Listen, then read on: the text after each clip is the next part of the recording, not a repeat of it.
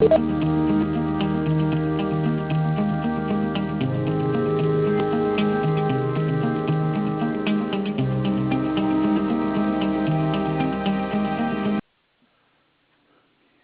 afternoon, everyone. This is Steve Smith. I'm a SCORE business advisor, and welcome to today's webinar. I can see by the people who have signed up that some of you have been on these webinars before, so just bear with me a little bit as I get started and introduce our speaker.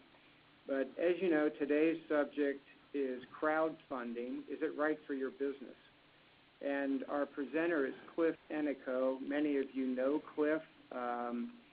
And or have seen him in workshops. He's published, he's written a lot of things, and I'm sure that many of you know him. As he just told me a little minute ago, he's a legend in his own mind. So before we get to Cliff's presentation, let me do the obligatory and give you some information, background information for those of you that don't know about SCORE. SCORE is a national organization, was founded in the mid-'60s as a part of the government's Small Business Administration, specifically to help small businesses get started and to flourish. There are about 320 some odd offices around the country, and the office that you're most directly associated with here today is SCORE in Norwalk, Connecticut. SCORE Norwalk has about 100 to 110 volunteers. About two-thirds of us, including myself, are retired executives with industry or process or business subject expertise. And we offer three primary value-add services to small businesses. First, we do have the individual counseling, which we do either in our offices in Norwalk or at a site that fits your individual needs on a day-to-day basis, like a coffee shop or a diner or something like that. In those one-on-one sessions, we will actually work with you to do such things as develop your business plan, develop a marketing plan, measure your success, build your financial plan, et cetera, et cetera. So that's face-to-face counseling. We also have a series of workshops. I think this year around Fairfield County we'll probably do 150 some odd workshops.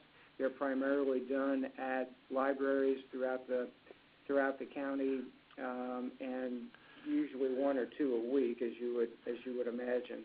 In those workshops, we try to bring subjects to bear like the one we're talking about today, that are topical and will help you run your business more efficiently and effectively. A different kind of a venue, obviously, than the face-to-face counseling.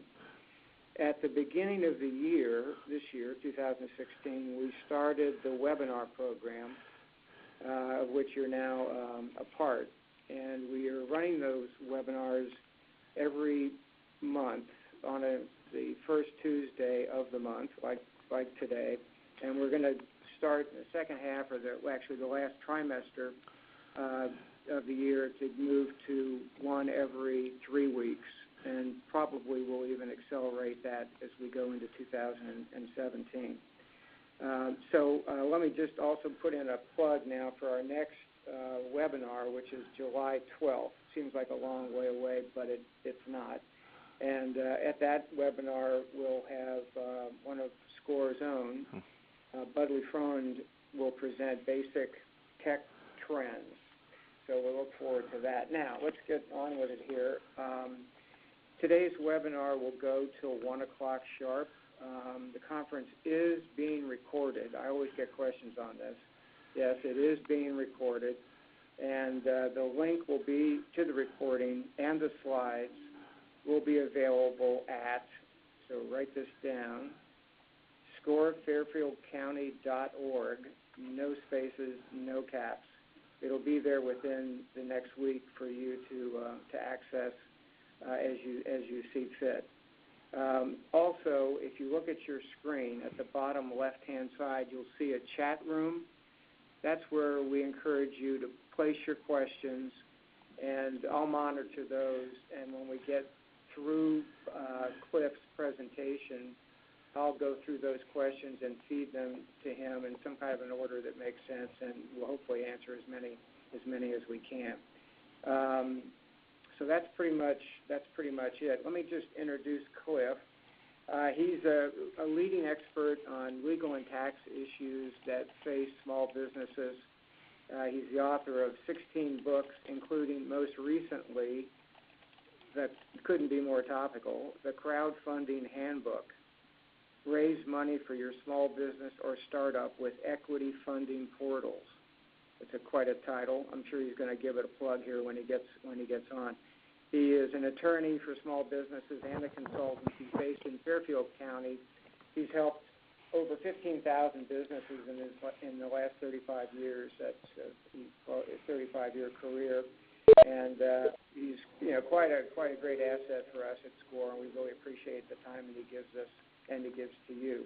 So, Cliff, I'm going to turn it over to you now and take it away, and then I'll be back whenever you need me, or for sure when you're finished with your slides. Cliff, to you. Hey, Stephen. Thanks you for that wonderful introduction. First of all, congratulations to everybody on this call, and a personal thank you for taking your time out on just was turning out to be a lovely early summer day to spend an hour of your life listening to a lawyer talk about something new. Most of the talks that I give for SCORE, and I can see just from the name some of you people have heard me speak before for SCORE, most of the things I talk about are basic how-to things on how to handle certain legal and tax issues that have been around forever. This is something a little bit different. This is something brand new. On May 16th, about 2.5 weeks ago, about 3 weeks ago, the federal government made what are probably some of the biggest changes in securities law in the last 80 years, since the Great Depression and FDR's New Deal. And one thing especially is very, very exciting, which is this new thing called equity crowdfunding. What we're going to be doing in the next hour, I'm going to be sort of telling you what this is, what it isn't, and sort of give you my sense of who I think will benefit from it. But my personal prediction is that give this a couple of years, and in 3 to 5 years, this is going to be the way that most startup and early stage companies raise capital for their operations. This is going to totally transform the venture capital industry as we know it. I'm very, very excited about this, and that is why I wrote the new book, which is called The Crowdfunding Handbook, basically telling people how to do one of these. It's the first book out in the market that tells people how to do it. You're going to be seeing a lot of them coming out in the next few months. So let's get started. First of all, if you ever doubted that I was an attorney, here's the slide that proves it. We always tell you what we're not going to do before we do anything. Obviously, I am not a SCORE employee. I am not a SCORE counselor. Anything I say, I'm fully responsible for. But also, too, and this is in all my programs, I am going to talk about some legal and tax stuff. I'm going to try to answer at the end of this program. I'm sure some of you have questions about this. I'm going to be, I'll try to give you the best answers I can. But there's a very big difference between giving legal information and legal advice. I'm not in a position to tell any of you what you should do. For me to do that, I'm going to have to get to know you a little better, find out a little bit more about your company, what you do, and quite frankly, I'm going to want to charge for that. So just be careful. If I do say something here that sounds like a good idea and you rely on it and you do it and it doesn't work out, you end up getting sued, you file for bankruptcy, your spouse divorces you, your dog pees on your leg, and basically you end up living in a diaper box under the Brooklyn Bridge. It's not my fault. You cannot rely on anything I say here as one-on-one advice. It's just general information about how crowdfunding works. So let's talk about crowdfunding. What does that term mean? It's been around now for about a decade, since the advent of social media in the early aughts. No sooner did Facebook and Twitter and LinkedIn and those sites get off the ground than we started seeing crowdfunding sites crop up. Basically, crowdfunding is just what the name implies. It's raising money from the masses, from the general crowd of people, the public, the hoi polloi. That is what it's all about. Casting your bread upon the waters and hoping that some fish are biting that day. Believe it or not, crowdfunding is not new. The very first crowdfunded offering was actually dates back to 1884, 1885. When the Statue of Liberty was being built in New York City Harbor. The French, of course, supplied the statue, but the deal was that the governments of New York City and New York State would raise the money for the pedestal, the base of the Statue of Liberty, the thing that takes you forever to climb up before you get to the statue itself. The state and city governments basically started raising money for this, but then they ran out of money. So the New York World, which was a popular newspaper of the time, it's now long since out of business, basically said, this is ridiculous, this is a shame on our national pride, we want to have this statue in New York Harbor. So they basically took out a full-page ad asking individual people to give dimes, dollars, whatever, so that they could finish the pedestal for the Statue of Liberty. And they did. They raised a couple of $100,000 in 1885. That's like raising $10, $15, $20 million today to build the pedestal of the Statue of Liberty. That was the first ever crowd-funded pitch that was ever done. Little piece of history there. Fast forward to the early aughts, we started seeing crowdfunding websites crop up. The two most popular are Kickstarter.com and Indiegogo.com. You'll see the URLs there on my slide. Right now, up until now, if you were doing crowdfunding, you weren't crowdfunding a company or a startup. You were crowdfunding a project. And a project could take many different forms. A lot of inventors have been using crowdfunding to raise money for their inventions. What they do is, they basically put a pitch out here. I've got a new kind of spork. You know what a spork is? That's the thing. That's that combination fork and spoon thing that you use to eat salad.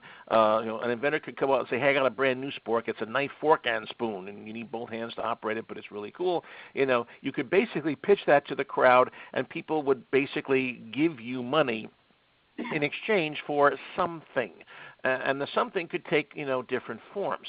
So for example, what you do on crowdfunding is you launch a campaign. You basically put something out there and say, hey, here's the project, I'm raising money for it. People then contribute money, and you promise them something in return for their contribution. So let's say, for example, that I wanted to crowdfund my next book. I want to take 3 to 6 months off from work to write my new book. I got to pay bills during that time, so I'm crowdfunding the next 3 to 6 months of my life. I want you guys all to pay my household bills for the next 3 to 6 months so that I can take the time off and write the next blockbuster bestseller on how to do whatever. And for a $100 donation, you'll get an autographed copy of the book when it comes out. For a $500 donation, I will invite you to the launch party that my publisher does in New York. And for $1,000 or more, I'll come over and I'll watch your kids some night, so you can go have a date night or something like that. I mean, that's what a crowdfunding campaign looks like, circa right up from about 2004 to the present time. A lot of people, by the way, if you go to Kickstarter, there are a lot of people that are looking to crowdfund medical procedures that are not covered by insurance. A lot of couples, for example, taking fertility treatments try to crowdfund. I actually saw one a couple of years ago where a couple somewhere out in the Midwest was having trouble conceiving a baby.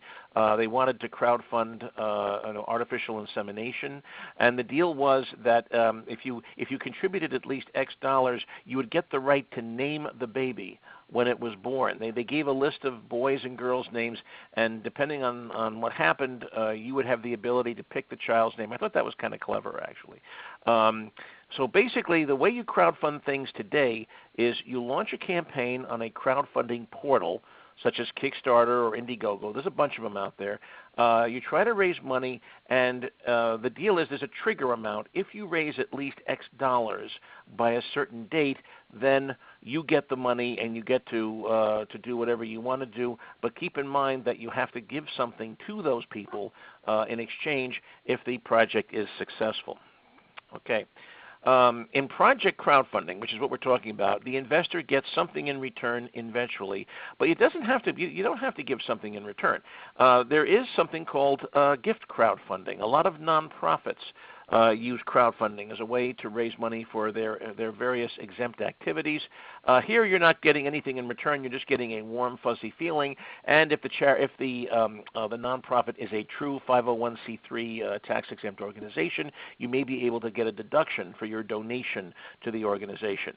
But now, beginning May 16th of this year, we have a third category, and this is what we're going to talk about in this program. It's called equity crowdfunding, raising money for your business and offering stock or debt in return in exchange for their investments. People actually getting a piece of your company through crowdfunding. So now let's talk a little bit about the law here. Raising capital online. This is really what equity crowdfunding is all about. It's a major transformation. Historically, you couldn't do it without making a public offering. The only way that you could raise money from the masses, from the public, the hoi polloi, the general mass of humanity, was to make a public offering under something called an IPO, basically, under the Securities Act of 1933. You could not do it. There were SEC rules and state laws that allowed private offerings to specific individuals that didn't require you to go through the whole IPO process, but they were limited. Generally, you were limited to small numbers of investors and dollar amounts. So, for example, under Connecticut's old Blue Sky Law, if you had more than 10 investors, from anywhere, not just from the state of Connecticut, but if you made a pitch and you took money from more than 10 people, you had to file an offering statement similar to a prospectus with the Connecticut Department of Banking. And every state had a law like that, that limited you as to how much money you could raise. Also, too, only accredited investors could participate. Now, we'll talk more about accredited investors in a minute, but basically you couldn't take money from just anybody. There were only very specific people that you could take money from.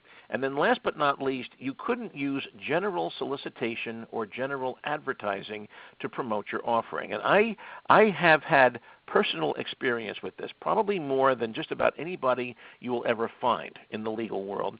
Most people who know me know that back in the early 90s, I did a television show on public television called Money Hunt. It was the very first Shark Tank type show for entrepreneurs. I had a partner, a local venture capitalist, and he and I basically traveled around the country, kind of like Antiques Roadshow. We would find somebody with a crazy startup company, and we would basically bring them on the show and basically walk through their business plan, just like they do on Shark Tank. Very much. We were doing this, 25 years ago. And one of our biggest frustrations in doing that show was that federal law prohibited our guests from talking about their offerings and how much they were looking to raise. They could certainly talk about their company. They could talk about their products, their services, the market, the competition, all the stuff you put in a business plan, but they couldn't say, we're looking to raise $250,000 and we're looking to sell 10% of our company in exchange for that. If they made that statement on TV, that was considered a general solicitation or general advertising, and it totally blew their private offering exemption with the SEC. I cannot tell you how many hours I spent on the phone with SEC people back then, trying to get a feeler for how far we could push that, But I will tell you, whenever we did a taping of Money Hunt back in the 90s, inevitably, at least once or twice during a shoot, a guest would blurt out, "We're looking to raise 20%. We're looking to sell 20% of our company in exchange for $1 million." The minute they opened their mouth and said that, we had to stop the tape. Everything came to a screeching halt. The flow was broken, and basically we had to go and rewind. Everybody had to take a break, because these were union employees. Everything just came to a screeching halt while I basically took the guest out into the green room and basically yelled at him, saying, "You can't do that. You can't talk about this. It violates federal law, yada, yada." So I feel this. I feel the pain here of not being able to use general solicitation, general advertising to be able to make a private offering of securities. Let's talk a little bit about an accredited investor. What's an accredited investor? It's a concept you're going to hear come up a lot in this presentation. Well, it's probably not you. Forgive the smiley face. Basically, an accredited investor is someone who's either wealthy enough or sophisticated enough that they don't need the protection of the federal securities laws. The federal securities laws are basically consumer protection laws. Their job is to protect helpless people, Clem Kadiddlehopper, from nowhere, New Jersey, from losing his life savings to an unscrupulous stock promoter. That's what they're designed to protect against. So an accredited investor is somebody who doesn't need that protection, someone who knows what they're doing. So banks, venture capital firms, other institutional investors are all considered accredited investors. The company founders and insiders, the people who found the company, are generally considered accredited because, let's face it, they're living at that company. They're working 90 hours a week. They know more about this company than anybody else. Okay, wealthy individuals, otherwise known people we call the 1% nowadays.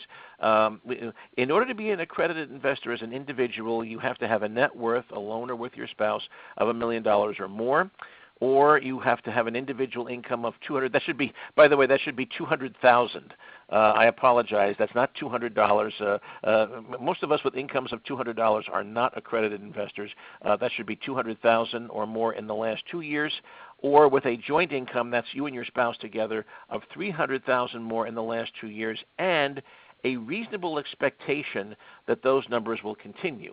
So if you've been making, $250,000 a year the last 3 years, but you just lost your job, and it isn't likely that you're going to be getting a new job at that income level this year, you are not an accredited investor, even though you have been for the last couple of years of your life. If anybody here on this conversation meets any of these criteria, I definitely want to have a conversation with you, and I'm going to want to know if you are single. So I'm only kidding, of course, about that. Anyway, so traditionally, that was the deal. If you wanted to sell stock to the masses, you had to do it with an IPO or a private offering, and the rules for private offerings were just very, very stringent. So fast forward now to April 2012, President Obama signs a federal law called the Jumpstart Our Business Startups Act of 2012. Note the acronym, JOBS. Whenever Congress gives a law a funny name, it's always a good idea to look at the acronym because that tells you what they're looking at. This was widely viewed as an effort to create jobs. The federal government recognizes that big companies these days are not the job-creating machines that they used to be. It's our small businesses and startup companies that are going to create the jobs of the future, and we want to do everything we possibly can to help these companies create capital and create pools of capital to get their businesses off the ground, but not in a way that's going to cheat investors and to cheat common people out of their life savings. So what the Jobs Act did was it handed off to the SEC, the Securities and Exchange Commission, the mandate to create rules, and it did a bunch of things. Okay, there were 6 titles to the Jobs Act. I talk about all of them in my crowdfunding handbook, but there are 3 that were especially important. Title II of the Act did away with the whole general solicitation and advertising prohibition. What Title II does, it says basically you can have a private offering and you can pitch that offering using general solicitation and general advertising. You can go on Oprah or any TV show that you like and talk about your offering. That prohibition was taken away, and as long as you only accept money from accredited investors, those rich and sophisticated people we talked about in the previous slide, as long as you only took money from those people, it didn't matter how you reached them. So you could advertise on TV, you could get 1 million inquiries about your company, and as long as you only admit the rich and sophisticated folks, you can do that under Title II. Okay, now Title III is what we're going to be talking about for the rest of the presentation. It basically allowed startup and early stage companies to raise capital from the masses via crowdfunding portals. And we're going to talk about specifically what those are, but Kickstarter, Indiegogo, those are examples of crowdfunding portals. You could list a campaign on these crowdfunding portals, but not all portals, only some of them, and we'll talk about that in a minute, and raise money from these folks. That's Title III. and that's equity crowdfunding is Title III. Then Title IV, there's been something in the SEC world for a long time called Regulation A. This is a streamlined IPO process. It enables you to do a public offering, but without going through all the heavy paperwork requirements and massive costs that an IPA is involved in. They basically liberalize the Regulation A rules to make it easier for companies to raise between $3 and $20 million. Those were the big three things that the Jobs Act did, and most importantly, it preempted regulation at the state level. Up until this point, if you wanted to do an offering of securities, sell a piece of your company to the public, you not only had the federal rules to deal with, but you also had the blue sky laws in each state. What the Jobs Act did was it preempted those. It said if you're making an offering under Title II, III, or IV, you don't have to worry at all about state regulation and having to do different prospectuses for different states the way you used to do. It was a massive liberalization of the law. So now let's focus on Title III. That's really what I want to focus on. Title II, Title IV are really for big offerings. Title III is for the little people, the little companies that are just getting started, and so a perfect target for a SCORE audience, a perfect topic for a SCORE audience. Basically, what Title III does, it takes the friends and family offering to a new level. Now, back in days past, whenever you started a company off, you basically had three levels of funding. Level one was the founders. The founders would put in their money, hit up their credit cards, max out their credit cards, do whatever they could to get that key few $1,000s or tens of thousands of dollars necessary to get the product launched, the company up and running. The second level, once the company was launched, and then and like all early stage companies, they were hungry for capital, the founders would then reach out to their friends and family for either loans or equity investments to help get the company to the next level. And then the third level of financing was what we call the angel round, where an offering would be made to wealthy individuals who were not friends and family, but who were accredited investors and who could put in, instead of $10,000, $15,000, they could put in $100,000, $200,000, and this was the capital that got the company on the venture capitalist radar screen.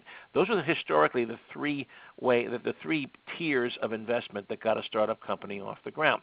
Title III is all about the friends and family offering.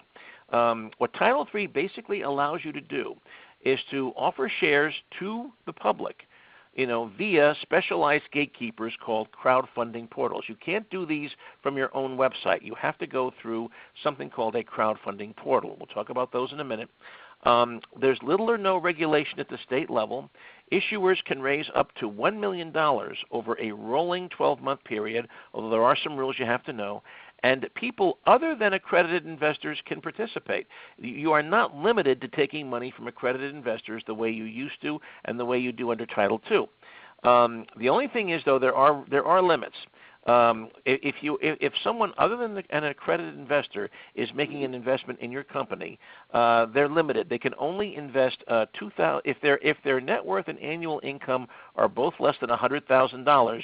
They can only invest $2,000 or 5% of their net worth, whichever is greater, in crowdfunded offerings each year, not just yours.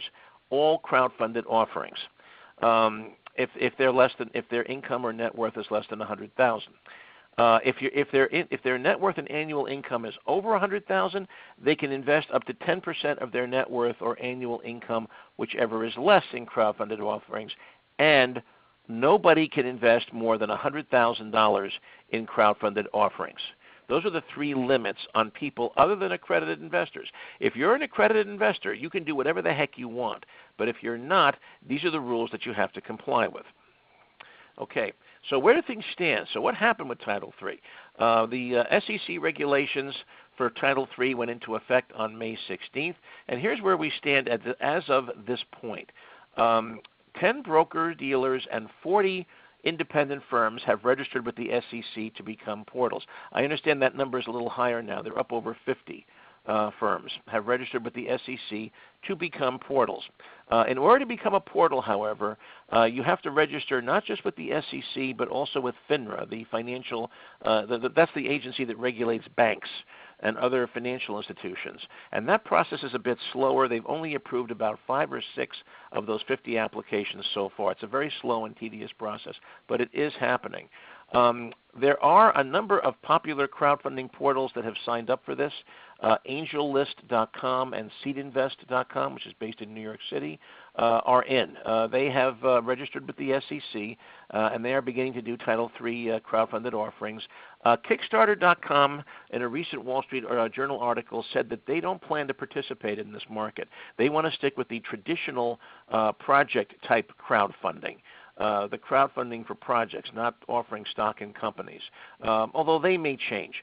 Indiegogo has said that they're on the fence. They're looking at it as a possibility, as a possible way of enhancing their current crowdfunded offerings. My personal prediction for Indiegogo is that they're going to wait and see how this, and actually not just Indiegogo, but a lot of the big crowdfunding portals, they're going to wait and see how this market develops. And if they see it as an opportunity, what they're going to do is they're going to go out and acquire one of the smaller crowdfunded portals that were set up to do this, the Title III offerings. As happens in a lot of industries, when a new industry first is born, there's a lot of players running around, but eventually a lot of them get scarfed up, a lot of them get swallowed up, and there's consolidation. I think you're going to see that in the crowdfunded portal business as well. I mean, I actually know of a couple of portal startups that are registering with the SEC specifically in the hope that they will be acquired by a bigger crowdfunding portal down the road. They're looking to get swallowed up because they want to be one of the big players in this industry. There is another crowdfunded portal called Circle Up, or Circle Up Network, sometimes called Circle Network. They're not planning to participate. Again, I think these companies are just taking a wait-and-see attitude. If the market develops, they will jump in by buying one of the smaller portals that are being registered now. Okay, so who's going to take advantage of this? Believe it or not, I don't really see this as being a major thing for tech startups, at least right now. At least right now. This is going to change. I do believe that in 5-10 years, this is how early-stage companies are going to do their venture capital and get their initial investments. I really do believe that. I am a little bit of an evangelist for equity crowdfunding, but I think it's going to take a while to get there. And the reason is people like me, lawyers, advisors, financial advisors, people on the board of advisors of a startup company are probably going to say to their clients, hold off for a bit, because if you do a crowdfunded offering, if you sell your stock to the masses and you end up with 50 or 100 or 500 shareholders, that really is going to prohibit you from getting the bigger investments from accredited investors down the road. And I think they're right about that. I represent quite a few angel investors, and I don't know a single angel investor that will invest in a company that has 30 or more shareholders already in place. There's a real bias against that in the angel community. And I think if they're going to look at a crowdfunded company as having too many players on the field. So I think at least in the beginning, the tech startups are going to hang back on this. They're not going to just leap in. But there are some exceptions to that. Here are the 3 companies that I think will benefit the most from Title III equity crowdfunding. Concept companies. A concept company is a company that's just getting off the ground. Mo, Larry, and Curly are in their garage, and they're trying to get this prototype developed and launched, whatever it is they're looking to do. This is a company that right now just has an idea, maybe a few drawings, and what they're looking for is they're looking for capital to do 3 things: to build a prototype, get it patented, or copyrighted or otherwise protected as intellectual property, and then do the market research to find out if the customers are going to be there. Generally speaking, these companies are not looking for large sums of capital. They're looking for anywhere from $25,000 to $250,000. Which is at the low range of what you can do via crowdfunding. And I think they're the ones, these are companies that by definition are not on the venture capitalist radar screens as yet. They want to get there, and I think they're going to see crowdfunding as a way to get that initial capital to get, again, just the same as friends and family offerings. Any company that's at the stage where they're looking at for friends and family money are going to be looking at Title III crowdfunding as an alternative. But I think the most exciting potential market here are small businesses in the retail and service sector. These are companies that historically have never been able to get venture capital. Why? Because they're not scalable. These are non-scalable service businesses. Restaurants, even famous restaurants cannot get venture capital. They have to rely on bank loans or SBA loans. And anybody who has ever been through an SBA loan knows how painful that process is. I just did a closing for one of my clients of an SBA loan in New Jersey, and at the end of the day, the client, he was only borrowing about $300,000, but he had to sign over 100 different documents in order to get that money from a bank. If you've ever been through an SBA loan, it's like having a triple root canal without Novocaine.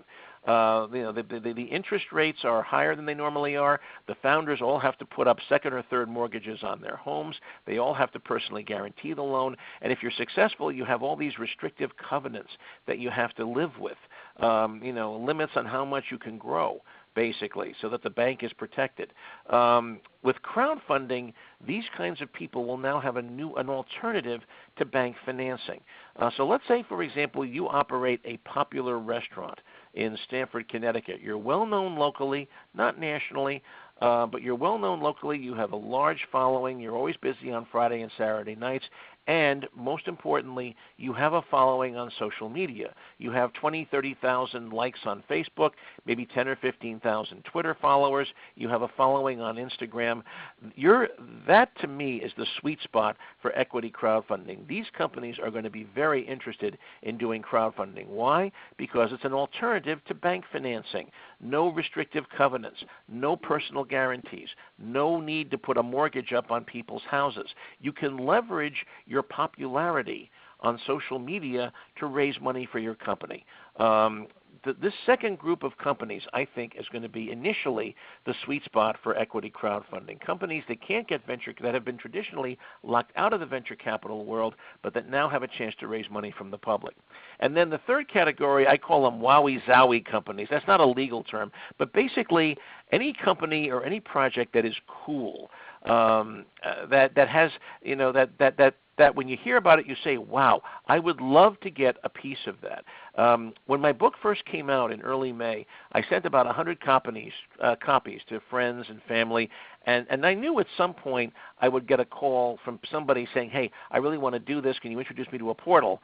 And sure enough, a few days later, the very first call that I got was from an off-Broadway producer, Max Bialystock from The Producers. That was the first guy that called me. Off-Broadway, Broadway shows, anything to do with entertainment, documentary films, anything where there's a wowie-zowie factor. Where somebody can say, well, I put $100 into this, and they can get bragging rights. That's the kind of business that I think initially will be looking at equity crowdfunding. If I'm looking to launch a new Broadway show, that's the kind of thing. Wouldn't you love to be able to tell your friends at parties, hey, I just invested in Cliff Ennico's latest Broadway thing? You might want to do that. So this is my prediction. These are the three most likely candidates for equity crowdfunding. Now, there are some people who cannot crowdfund.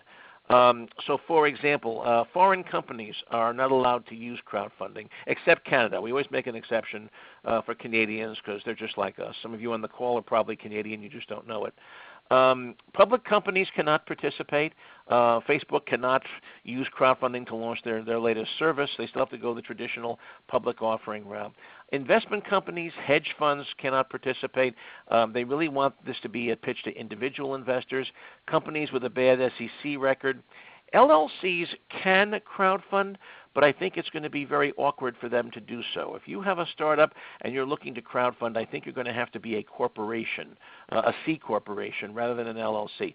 That's not 100% sure, certain. LLCs can be set up in such a way that they can crowdfund, but it's just going to be very awkward for them to do so. C corporations that can issue multiple tiers of stock will have a much easier time coming up with crowdfunding. We'll talk about that in a minute. S corporations are not going to be able to crowdfund at all. If you're an S Corp, you're going to have to weigh the advantages of crowdfunding versus losing your S election. Why? Because in most cases, you're going to want to create a second class of stock for the crowdfunded offering, and S corporations cannot have more than one class of stock. Also, S corporations are limited to 100 investors total. That includes the founders. And with crowdfunding, you're going to hit that 100 investor ceiling very, very quickly. So S corps cannot do crowdfunding. Also, blank check or shell companies. If you have a company sitting on a shelf that doesn't have a plan, that's just sitting there saying, oh, next opportunity that comes up, whatever it is, I'll use this corporation for it, you cannot crowdfund a blank check company, a company that does not have a purpose or a business plan. Okay. Preparing for the offering, let's just walk very quickly through the process. You're going to have to pick the right legal entity and place of incorporation.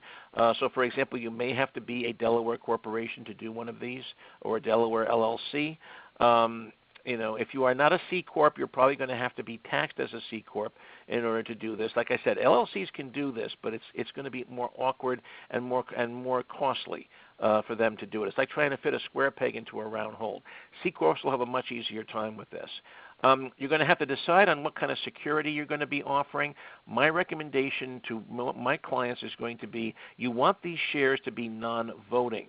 If you end up with 500 shareholders in your company, you do not want to have to deal with them every time you need a shareholder approval on something. These should be non-voting securities. People investing in these should be looking for the economic benefit, not the right to tell you how to run your business. I would also recommend that the shares be redeemable. At some point, if you do get a more serious venture capital offering, and if your company qualifies for that, they're going to want you to take out some of your crowdfunded investors, and you have to have the mechanism in place for them to do it. You need to set the offering amount, how much you're looking to raise, and the minimum, what we call min-max. That means that you're going to set a minimum amount and a maximum amount. We're looking to raise between $100,000 and $300,000. And the reason you do that is because these things have a time clock ticking. You can't just do a crowdfunded offering for forever. You have to say, but within the next 6 months, we expect to raise at least $100,000 and not more than $300,000. Because let's say you just set the offering amount at $300,000. Okay, in the next 6 months we're going to try to raise $300,000. If at the end of 6 months you have raised $299,000, the offering terminates and the investors get their money back. Is how it works. You've lost the game. You want to set a minimum amount that you feel comfortable you can reach in a short period of time so you can start glomming the money, and then a maximum amount, which is the best of all possible worlds. That's the amount you hope in your wildest dreams you'll be able to get. Decide on the offering timetable. This is actually very easy. I think the vast majority of these are going to be between 90 and 180 days.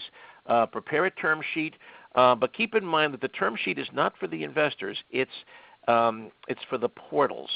And then get your management team on board. Okay. Now let's talk about launching the offering. In Title III crowdfunding, everything happens on a portal. There are 2 keys to success for a crowdfunded offering. I'll try to simplify this. Key number 1 is picking the right portal.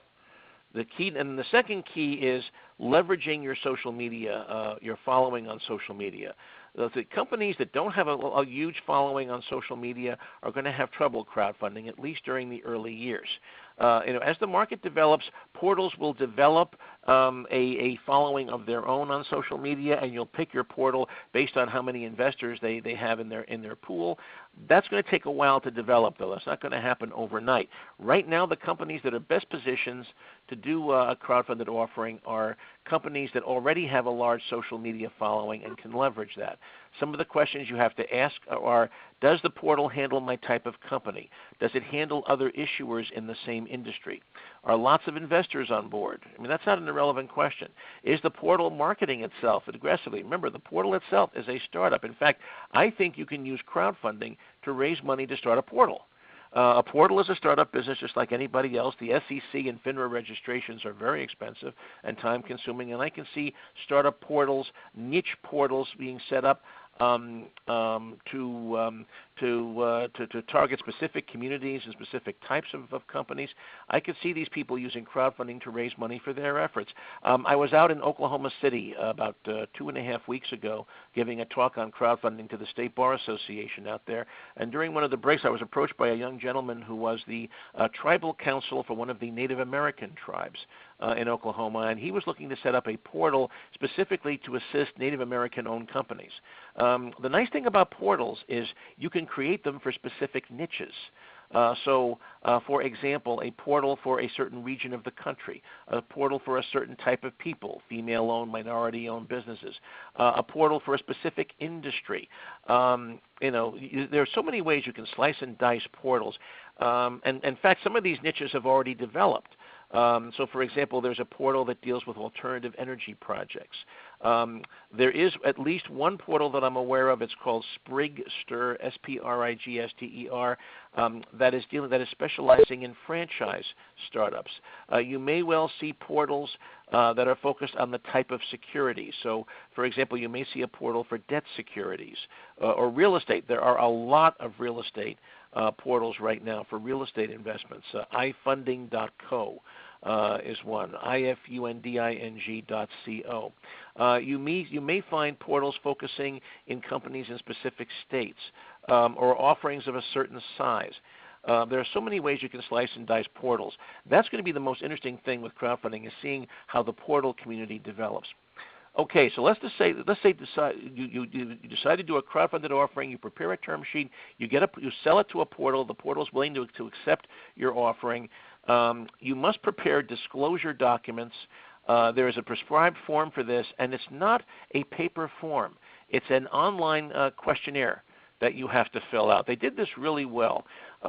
You must use an XML-based fillable form.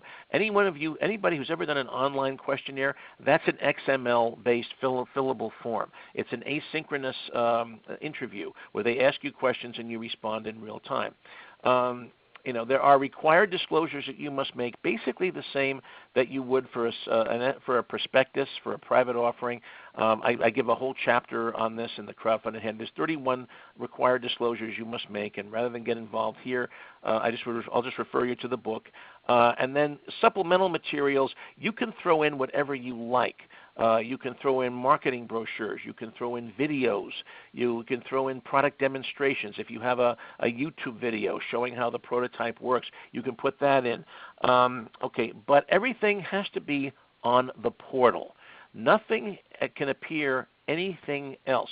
When you are doing an offering through a crowdfunded portal, all of the marketing materials and disclosure documents must be on the portal, and they cannot be anywhere else.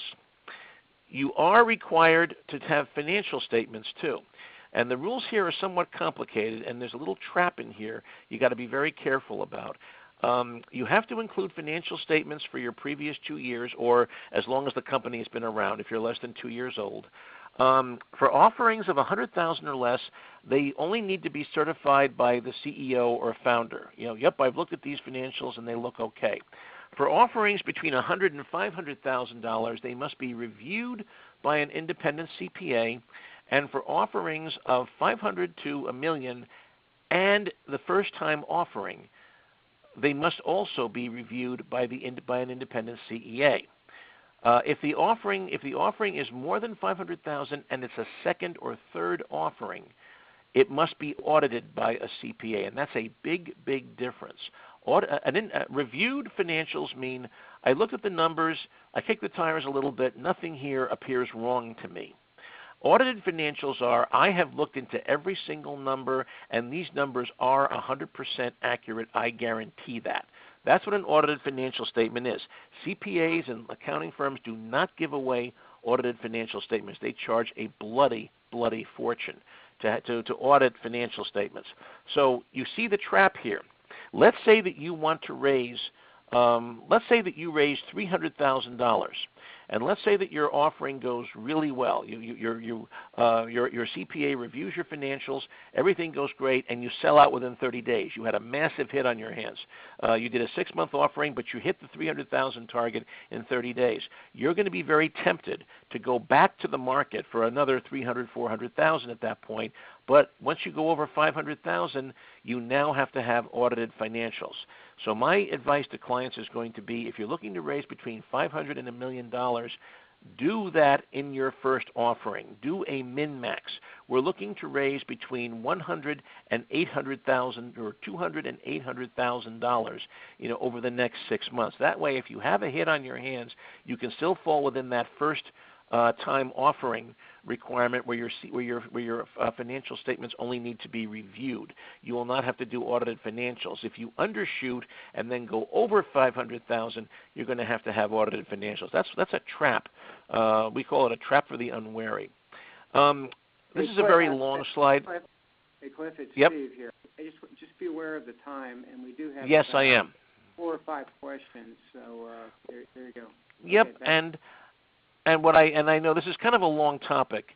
I may need another 5 minutes just to get things done, but I'm willing to go over another 5 minutes to answer questions. So that's not an issue. On this slide, the only point that let's just plan then. We'll go to 105. So I'll go ahead. That's fine. Yep, that's fine. I can do that. And there's a lot to talk about here. Really, I wrote a whole book on this stuff. So if anybody who wants to know step by step what the rules are for doing an offering, they can simply look at the book. The most important thing on this slide here is that the offering must be around for at least 21 days. You can make changes. You can correct things if you make a mistake. But there are specific rules. You must give the portal enough time to notify investors and give them a chance to bow out. The most important thing about marketing an offering here, and this is if there's one thing you want to take away from this presentation, the key to success in crowdfunding is going to be your ability to leverage your existing social network. If you do not have an existing social network, it's going to be very hard for you to crowdfund. This is initially, at least, the companies that will do best in crowdfunding are those that have large followings on social media. But you have to be very careful. All marketing activities must happen through the portal or through an announcement, which is like a tombstone ad. The SEC has very specific rules for what this looks like. You can send it to anyone, but all communications must happen on the portal. All communications must happen on the portal. You cannot promote the offering on your website. The only thing you can do is put up the announcement, the tombstone ad, and direct viewers to the portal. You cannot answer emails from investors from your website. You have to do it all through the portal. The good news is on the portal, you can market like hell. You can do whatever you want. The SEC lets you do that. But everything must happen on the portal. You can't do it anywhere else. Here are the rules for the offering announcement. If you've ever seen these ads in the Wall Street Journal where they just ask, name, rank, and serial number, that's basically what the offering announcement should look like. You can do whatever you want to on the portal, but nowhere else. And then let's say that your offering is successful. Let's say you do it, you raise $500,000, and now you've got 150 investors in your startup company. You can't just blow these people off and say, thank you, we'll call you when something happens. If you do, they will sue you. It's that simple. You now are an investor relations person. Part of your day, every day, is going to be managing your crowd. These people are going to send you emails every day, text messages. How are we doing? How's my investment coming? How are you doing? Are you doing this? Hey, I just saw an article in the Wall Street Journal. Are you taking advantage of that? You're going to need to devote someone on your management team full-time to doing that. You've got to keep your investors informed. You're going to start using quarterly conference calls. You're going to start doing webinars just like the one that I'm doing right now, telling your investors, keeping them informed, because otherwise they get antsy. They start developing, pitchforks. They start finding pitchforks and torches, and the next thing you know, the revolution is on. If things need to change, if you realize you made a mistake, you really should be in the yogurt business and not the technology business. You're going to have to learn how to pivot and break the bad news to these people. Here are some of the people you have to watch out for. I have a whole chapter on these people that waste your time. Very often, some of your crowdfunded investors may work for competing companies. There are people who know everything, including possibly myself. And the Che Guevaras, these are the people who want to launch the revolution when they don't like when they don't like what's going on. This is just a quick slide on real estate crowdfunding. Title II of the Jobs Act, that's the one that says that you can do a private offering to anybody and pitch it to anybody as long as accredited investors only are admitted.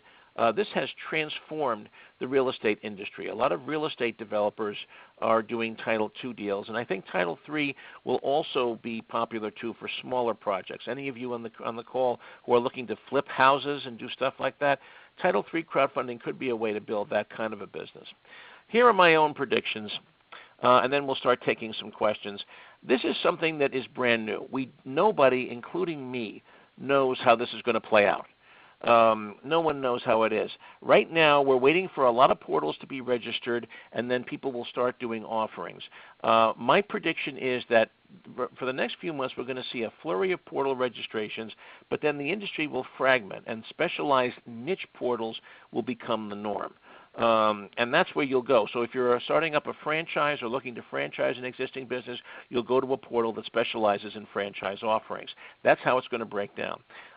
Traditional crowdfunding platforms are not going away. Kickstarter, Indiegogo, you can still do traditional crowdfunding. This is not taking the place of the traditional project-oriented crowdfunding. But what I think will happen is that Kickstarter and Indiegogo eventually will get into this business, but they will either partner with an existing broker-dealer or portal, or they're going to stay out of the industry. Is what's going to happen. The early portals are going to be standalone independents. But like in any industry, there'll be consolidation. There'll be a dust-settling period of, my prediction is 3 to 5 years, with perhaps some case law. I mean, I am not a plaintiff's lawyer, but I have heard people say that crowdfunding and equity crowdfunding is going to be the biggest boon to plaintiff's lawyers since asbestos and mesothelioma. That may turn out to be true. I hope it doesn't play out that way, but it could very well be. But I think we will see some case law in the very early years clarifying what issuers and portals have to do to their clients and what their responsibility is to investors. And then last but not least, though, I am something of an evangelist for crowdfunding. Obviously, I wrote a 600-page book, so I think I have to be, whether I like it or not. But I do think that crowdfunding will become extremely popular for non-traditional issuers, especially as the millennial generation gets older and becomes the dominant force in our economy.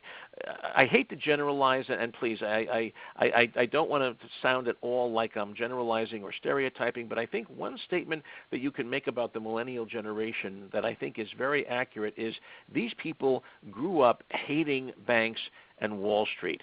These are the people who think that the people who ran the banks back in the aughts that created the last financial crisis should be serving jail time.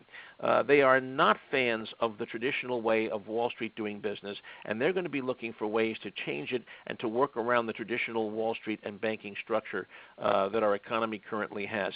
Crowdfunding will be one of a number of tools, I think, that will be very attractive to that generation as they launch their startups. So after a rocky start, I do believe that equity crowdfunding is going to be the way that people in the next 5 to 10 years will be raising capital for their companies. So those are my prepared remarks. I apologize for racing through some of those slides, but most of them duplicate chapters in my book. If you really want a step-by-step guide to doing a crowdfunded offering, I would just simply suggest that you spend $20 of your hard-earned money, buy my book, and I've even got forms in there of term sheets and things like that that you can use when approaching portals. So let us open up to the forum to questions, Steve. Yeah, great, Cliff. Thanks on that. Trying to put a 600-page book into a 1-hour webinar is definitely a challenge, but you did a great job. Well, thank you. Well, it helps if you talk very, very fast. That's the key. Yeah, well, it doesn't hurt. So let me get a couple questions in here before, and we will stop at 1:05. So here's a question from Joe. He says, could there be any impact with future funding raised through traditional VCs if your initial fundraising was crowdfunding? And the answer is yes, and that is why the answer is absolutely yes, Steve. And that's why I said before, I feel that at least initially, tech startups are not going to be very attractive to crowdfunding because their advisors are going to all be scaring them, telling them, hey, if you do a crowdfunded offering now and you bring 100 people on board, it's going to be really hard for you to get serious venture capital down the road when you really need it. Let's hold off. Let's do maybe we'll do a Title II for accredited investors only, but keep your options open because the venture capital community is not going to like investing in companies that have a lot of players on the field. That's why I suggested that if you're going to do a crowdfunded offering, make sure you set up a mechanism so you can buy these people out down the road. You don't want to have to pass on a $5 million investment because you raised $100,000 via crowdfunding when you first launched. Yeah, great answer. Even I understood it. So here's a different one from Roz. There's something called a least amount, L-E-A-S-T amount. Why is there a certain time frame to raise a least amount? That's a very good question, actually. And the short answer is I really don't know. But it is traditional. Most traditional private offerings are only for a limited place of time, and they are limited by time. And let's face it, that makes a certain amount of common sense, too. Would you invest in a company that has been trying to raise $100,000 for the last 5 years? I mean, at some point you have to kind of bite the bullet and say, you know what, this is an idea whose time is never going to come. So I do think that it is traditional, and I do like the idea of the fact that, hey, if you can't get this kind of excitement within a certain few months, well, then maybe you're just not right for the marketplace. Maybe you're not quite ready to grow up quite yet. Come back a little bit later when you're a bit more grown up, and we'll take a second look at you. Yeah. I think that's also too. Keep in mind that if an offering is indefinite, the portal has to hold on to the money indefinitely, and they are not going to want that liability. At some point, the investors are going to start screaming for interest on that, and the portals don't want to become a bank. Yeah. All right. Also from Roz, what's the difference between the GoFundMe and Cabbage concepts? Cabbage is very different. GoFundMe is a crowdfunding portal. They've been doing project crowdfunding for about 10 years.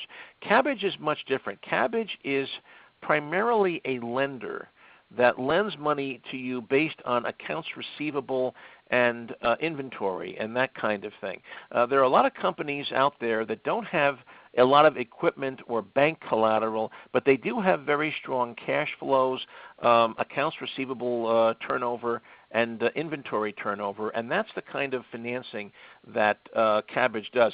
I do not know. Actually, I know some of the Cabbage people personally. They're very active in the eBay and Amazon communities, as I am, and I don't know what their plans are for crowdfunding. That's a very good question. The next time I'm in touch with the people at Cabbage, I may ask them if they're planning to launch a portal. They might be an ideal candidate, especially for online retail businesses that don't have a lot of physical collateral but have strong cash flows. That could be a good example of a niche portal.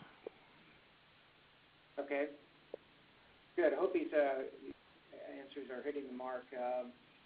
Let's see here. There's also a question about a benefit corporation. Oh, good. I'm glad somebody asked this. The answer is a benefit corporation, just for people who don't know. Connecticut just passed a law about a year and a half ago allowing these. A benefit corporation is a for-profit corporation, a for-profit business that elects to also serve a social purpose or a social mission, such that when the directors are deciding what to do, they must take into account both the needs of their shareholders and the social purpose, the social mission of the company. I think that benefit corporations would be excellent candidates for crowdfunding because at the end of the day, crowdfunding is all about selling. It's all about sales. It's all about selling a sizzle. the most successful project crowdfunded offerings are those where the promoters are able to get to pull on people's heartstrings and people's emotions. The couple who's having trouble conceiving a baby that want money for artificial insemination, the person who needs a surgical procedure and he can't get insurance to cover it. There's a lot of that goes on in project crowdfunding, and to some extent, the company that tells the best story is the one that is most likely to attract investment, which is why I talk about the wowie zowie companies. Companies that have a wow factor to them are going to have a lot easier time doing crowdfunding, at least initially, at least in the early years until this becomes more accepted. So I think benefit corporations that have a social mission would be excellent candidates. The only thing is, though, because they are not nonprofits, benefit corporations are for-profit, they cannot offer people the opportunity to get a tax deduction for their donations. That they cannot do. In fact, if I'm a portal dealing with a benefit corporation, I want to make sure that that is clearly disclosed to investors, that you will not get any tax benefits for your investment. You're buying stock in a for-profit company just as the same as you would with IBM or Microsoft or Facebook. This is a for-profit venture. This is not nonprofit. It's just that, and in fact, because of the social mission, it's very possible that your return on investment may be lower than it would be for a company that does not have a social mission. I think that is a disclosure that would probably have to be made. I could do a whole program on benefit corporations, and if SCORE is interested, I'd be very happy to put one together on that. So benefit corporations are an entirely new and different animal, and we're trying to wrestle, all of us as lawyers, with how those are going to play out. All right, good.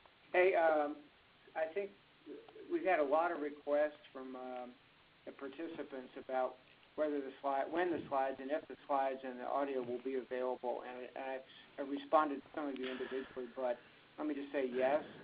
At scorefairfieldcounty.org sometime in the next 5 to 7 days, and click on workshops, and then you can just drive it from there. So click on workshops. Webinars are technically a part of the workshops.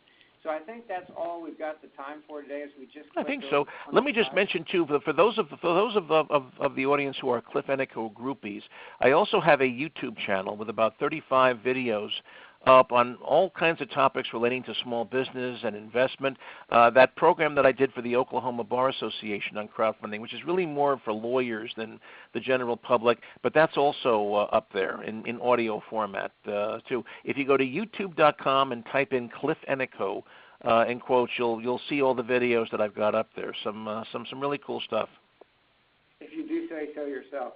All right, Cliff, hey, I'm just kidding you. Thank you very, very much for this. This is very informative. I learned a lot. I'm sure everybody in the group did. We had about 45 people on, so it's great. And to all those of you that did participate, thank you very much for that. And again, reminder,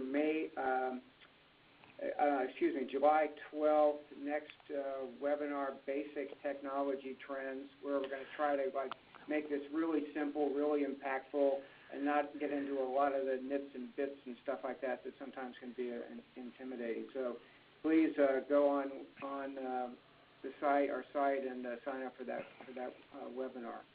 So that's all for now. Thanks again for joining, and have a nice day. Bye-bye.